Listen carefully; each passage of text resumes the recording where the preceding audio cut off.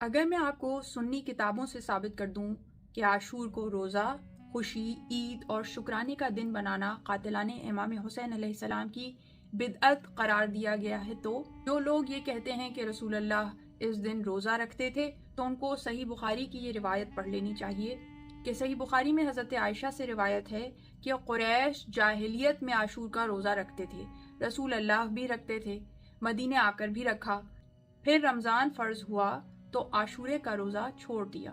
اب سنیے، اہل سنت کے مشہور عالم مناوی لکھتے ہیں عاشورہ کے دن روزے کی فضیلت، نماز، خرچ کرنے، خضاب، تیل لگانے اور سرما لگانے کے بارے میں جو کچھ روایت کیا جاتا ہے وہ بدعت ہے جسے قاتلان حسین نے ایجاد کیا، اور یہ اہل بیت سے بغض کی علامت ہے جسے ترک کرنا واجب ہے۔ اسی طرح ابن الملقن شرح بخاری میں لکھتے ہیں یہ روایت قاتلان حسین نے گھڑی۔ اب ذرا سوچئے، جس دن رسول اللہ کے نواسے، اہل بیت کے سردار پیاس سے شہید کیے گئے، کیا وہ دن جشن کا ہو سکتا ہے؟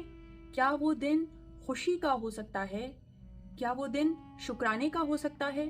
اسی لیے مکتب اہل بیت کہتا ہے عاشورہ عید کا دن نہیں، جشن کا دن نہیں، شکرانے کا روزہ رکھنے کا دن نہیں، بلکہ غم حسین کا دن ہے۔